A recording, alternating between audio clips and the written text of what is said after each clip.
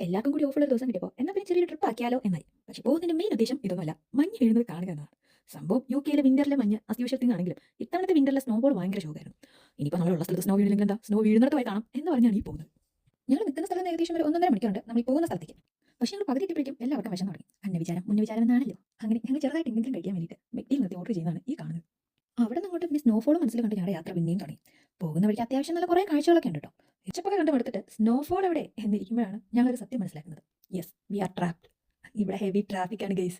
By the way, ഈ traffic ഒക്കെ മാറി കുന്നുമുകളിൽ എത്തിയാലേ മഞ്ഞ് കാണാൻ പറ്റുള്ളൂ. അപ്പം ഞങ്ങളുടെ ഓപ്പോസിറ്റ് വരുന്ന കാറിലെ പുള്ളി എല്ലാവരോടും പറയുന്നുണ്ട്, ട്രാഫിക്കാണ്, ഇപ്പം നിങ്ങൾക്ക് അങ്ങോട്ടേക്ക് പോകാൻ പറ്റില്ല എന്ന്.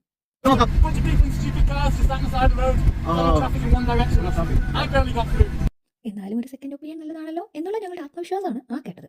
പക്ഷേ ചുറ്റിപ്പോയി, ഒപ്പീനിയൻ്റെ ഒരു മാറ്റവും വന്നിട്ടില്ലായിരുന്നു. അങ്ങനെ ഞങ്ങൾ സൈഡിൽ കണ്ടൊരു പാർക്കിങ്ങിൽ വണ്ടി പാർക്ക് ചെയ്തു. അപ്പോൾ വാട്ട്സ് നെക്സ്റ്റ്? പിന്നെ വന്നതല്ലേ, അപ്പോൾ കുറച്ച്